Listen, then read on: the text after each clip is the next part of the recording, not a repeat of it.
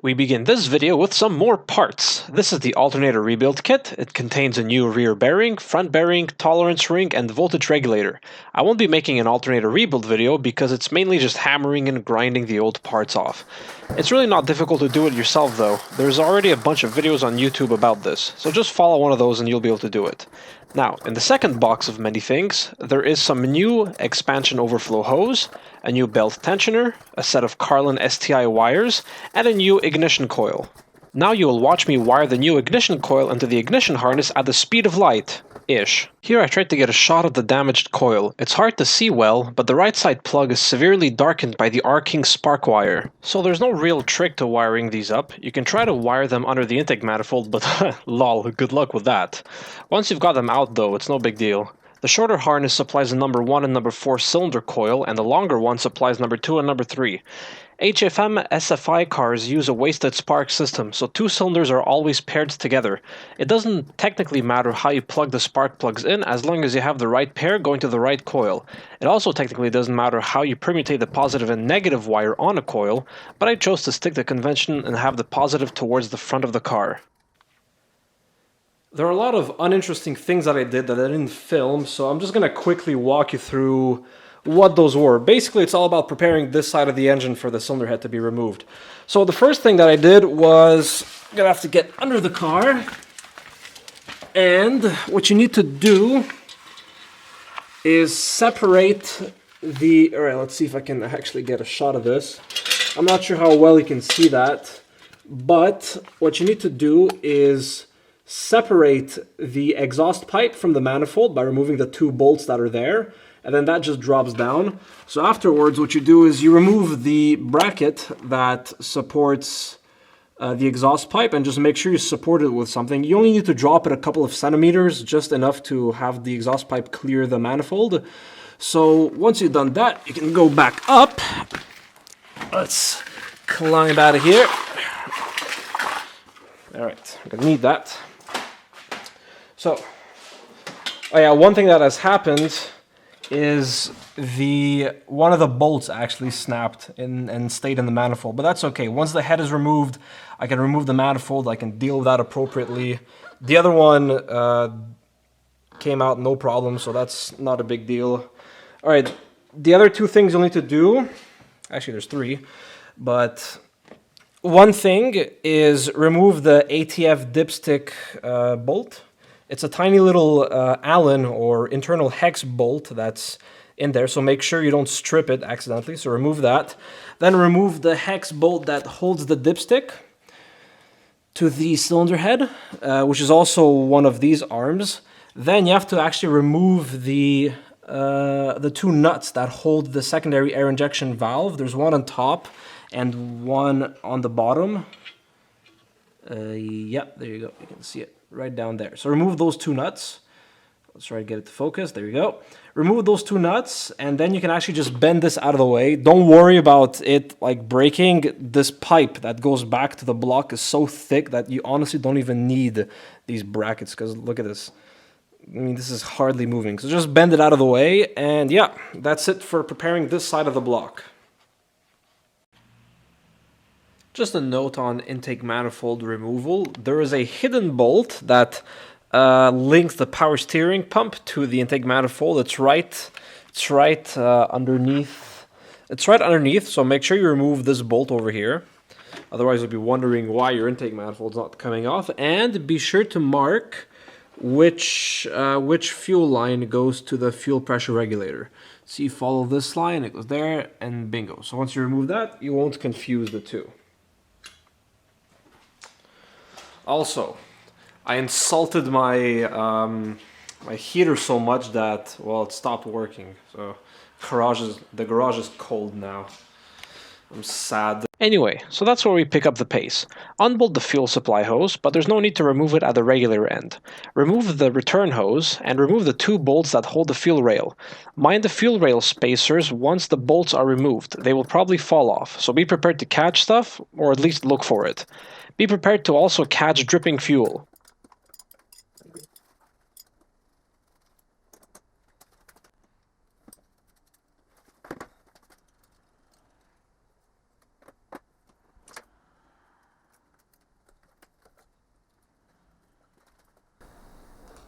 Yeah, really clean, right? I mean, that's for sure not leaking any vacuum. Am I right? There's no way those are leaking vacuum. Come on. These are perfectly clean. NASA grade clean. Okay. Now you have to remove all the intake manifold bolts. There's a hidden one next to the EGR valve, but otherwise they're all very easy to get to. Don't worry about the intake manifold dropping once you're on the last bolt. The intake manifold is sitting on dowel pins and is supported by the power steering pump bracket. Speaking of which, don't forget to remove that bolt. Also, there's no need to remove the EGR valve or EGR piping. It all comes off together with the manifold. When you go to wiggle the intake manifold off, you might find it easier to unplug the secondary air injection pump, allowing the main harness to move more or less freely. You don't need to watch me remove all the bolts, so I'll just omit whatever there is to omit.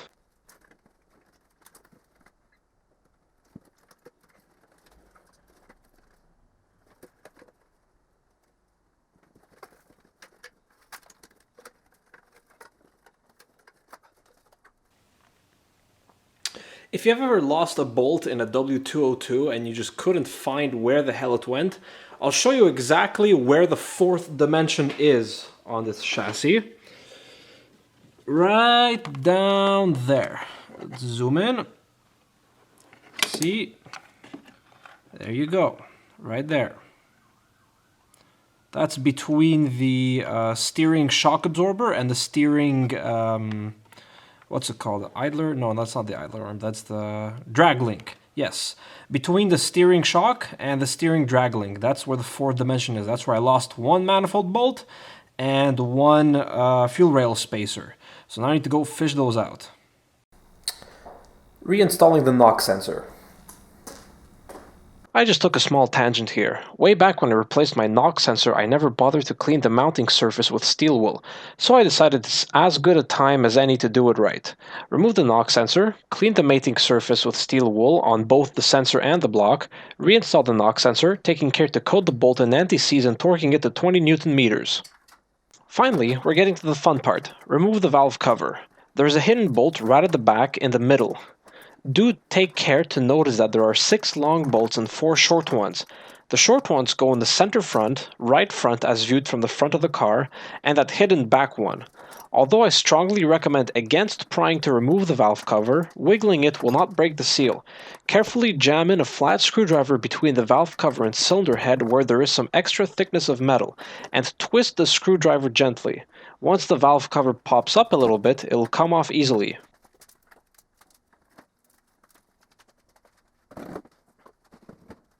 And no, I didn't just lay that on the ground.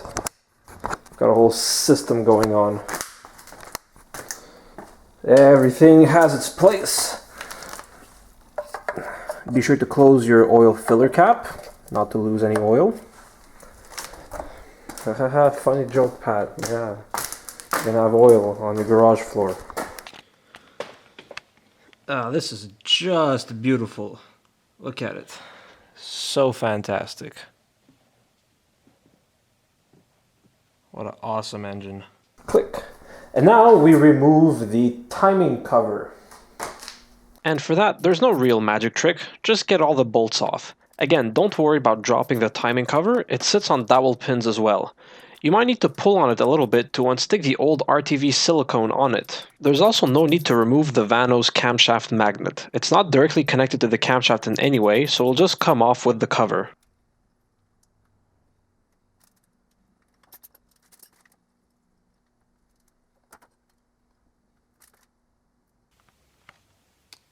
If you don't have the Mercedes special tool to lock the camshafts in place, you can actually just repurpose some drill bits to lock them in place while you mark them, so that then you can remove them and keep your alignment later on. Now, to be fair, I find the camshaft marking method useless to keep track of your timing. First of all, the marks I made were wiped off by the time I got back to reassembling the engine, and you actually lose the alignment once you release the chain tensioner, so relying on this with a slackened chain won't get you anywhere when it comes to putting everything back together. I will also cover the factory procedure on timing the camshafts. It's actually pretty easy to do. I will also show you how you can adapt it to make it work with small degrees of chain stretch. Speaking of which, my chain hasn't stretched much at all. The allowed chain stretch is 10 degrees of crank angle at both cams with respect to their basic alignment. You won't be able to lock both cams if the chain stretches any more than 5 degrees of crank angle, and after 200,000 kilometers I was still able to lock both of them in place. However, do take note of the full retard position of the intake camshaft, since that's how you will be doing the basic alignment. Doing it in full advance could risk the valves hitting the piston once the camshaft resets to the full retard position. Basically, make sure the right side of the tabs on the camshaft are touching the cam sprocket as viewed from above. This is the full retard position. If you clean one tab up well from oil, you can mark it for later reference. Once you're done marking what you need to mark, go ahead and unlock the camshafts. Now, back the chain tensioner end cap out by one turn, but do not remove it. Then, you can remove the entire chain tensioner assembly. This is the chain tensioner. This will have to be reset before you redo the timing. I mean, after you've installed the chain, this has to be reset by being pulled apart. Otherwise, your chain's going to be way over tension. Now, remove the top chain guide.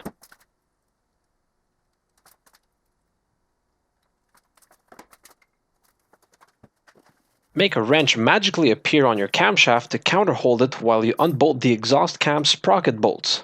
Be sure to discard these, they are one-time use only. Once you remove the exhaust cam sprocket, you're faced with a little bit of a dilemma. The service manual recommends you remove the entire intake camshaft with the sprocket still attached. Some people choose to remove the intake sprocket, but the problem with that is you have to disassemble the camshaft adjuster. It's not terribly complicated, but incorrect reassembly could cause damage to the adjuster. Furthermore, the valves have to be removed to machine the cylinder head surface as per the service manual instructions. That means someone at some point will have to remove the camshafts anyway. That's either you or your machinist. So instead of removing the camshaft adjuster, remove the entire intake camshaft as it is. Also remove the exhaust camshaft. This will allow you to remove the lifters and clean them if you wish, and will mean you spend less money at the machine shop. Sprocket. Okay, well, removing the camshaft was extremely stressful because obviously if you don't remove it correctly you could fracture it, and I didn't want to fracture mine.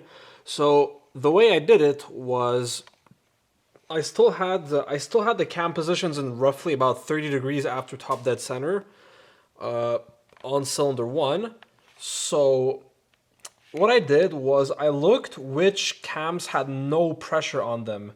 So number 1 had no pressure on the lifters, and number 3, these two, number 4 and number 2 did have pressure. So what I did was first I removed this cap because it wasn't pushing down on anything, right? So you could remove this cap safely, and then the remaining caps, they all sort of share the load across the remaining cylinders, well, the remaining valves. So what I did was I basically very slowly removed, actually not very slowly. What I did was I didn't remove one at a time because that could obviously lead the camshafts to fracture. So what I did instead was I started backing each bolt up just a tiny little bit at a time, like maybe 1/8 of a turn. And then after doing a few, I started looking at which cap was the most tight, and then I would remove the pressure off of that one a little bit, and then you go very slowly, like maybe a 1/8 of a turn at a time, until you've got no more pressure on any caps. Then you can remove them. So that was successful. Here's my exhaust cam, intact, no fractures, and the caps are here. And for reinstallation, there is a number on each one of them. Okay, there you go. Now you see it. There's a number 2. And there's a 1, and there's a 3. Oh, why is it upside down? Whatever. There's an upside down 3 apparently. Here's a 4. And a 5. And there's actually numbers imprinted on the, let's see. Okay, you can see them. See, there you go. 1. Then you've got 2. Then you've got 3 over there in the back. And then finally 4 and 5 will be there. And then they actually restart on this side. So on the intake cam, it'll go 6, 7, 8, 9, 10. And then you have to keep these in the same locations from where they came from. Alright, well, removing the intake camshaft also turned out to be pretty easy. This time, at 30 degrees past top dead center, this cap and this cap were free to be removed because there was no pressure coming off the valve springs on any of these lifters. And then you had 3 caps remaining in the back, here, here, and here. So I did the same thing, just 1/8 of a turn at a time until you have all of them free of tension, and then you can remove them. Clean the lifters up with a little bit of degreaser, and then use a strip of duct tape to stick them on and pull them out. I'm not shitting you, this was the easiest way of pulling the lifters out. Repeat for the remaining 15 lifters. Remember to keep the lifters organized. They have to come back under the same cam lobe they left. How did I accomplish that? Remember those plastic bottles at the beginning of this series? I cut out the bottoms of each of the plastic bottles and labeled them in a clear manner. And all the lifters are out. Some with the tool, some with duct tape, but everything came out super easily. So that's great. And as you know, valve lifters have to be put back under the cam lobe that they came from. So I've got a whole little system going on right here. Let's see this one here, I4.2. So that means intake, cylinder 4, and the second lifter, the furthest from the front. 4.1 would be the one that's closest to the front. So I got I on this side and E on that side for exhaust, and all the lifters are organized. I'm sorry I don't film my eureka moments as they happen, but when I come up with a brilliant ghetto rigging solution to a problem, I like to at least try it out before I film it to make sure it works. So, the problem is removing this chain guide pin, the top one. There's 2 ways of doing it. The correct way is with a slide hammer, which I have. Well, I mean, it's not exactly the slide hammer for this job. I have a generic slide hammer, but that didn't end up working. So what I did instead was, alright, let's see what we have here. We have a bolt, and that's M6 by 1. It's fairly short. I've got a bolt, and I've got a nut, and I have 2 washers here. Oops, sorry, lost the frame there. Come on, focus. You can do it. There you go. Okay, so we have a bolt. We have a washer, we have actually 2 washers, a nut, and the brilliant part was in jamming this extra washer in because the surface here is a bit crooked towards the right side. It's a little bit deeper on the right than on the left to the bolt. So what happens is if you tighten that nut, it bends the bolt and it doesn't move the pin out of the way. But if you jam another washer in there, like a fairly flat one, this actually works perfectly. The pin has already started coming out. So now I'm going to pull it out all the way.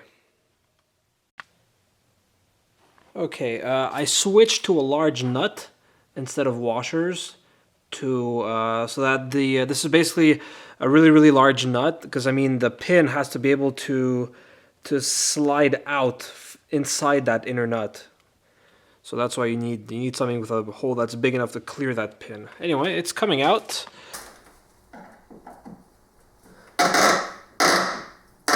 That's not rusty at all.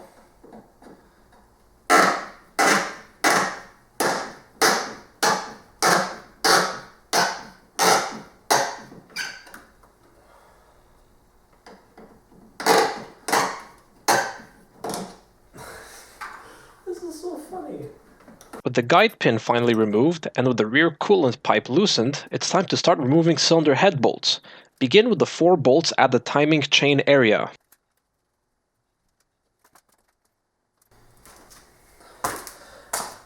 According to the manual and to WIS also, if you have hex bolts with washers, you have to in the front sort of timing cover area, you have to discard both and replace with Torx bolts. Now you can remove the cylinder head bolts. I will overlay the removal pattern, so be sure to stick to that. You don't want to warp the cylinder head by unevenly removing the load off the bolts.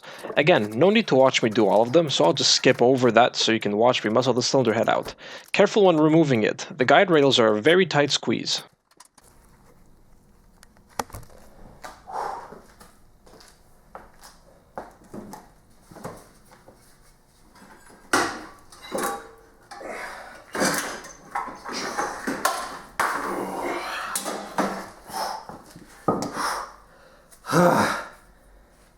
Okay. Fuck. That was an inhuman effort. Holy shit. Okay.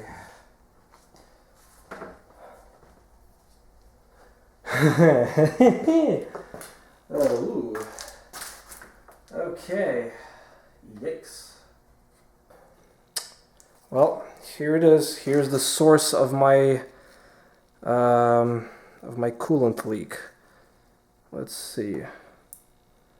It's right here. Oh no, look right there. Oh, there's a whole bunch of messed up places on this gasket. The whole thing's bad.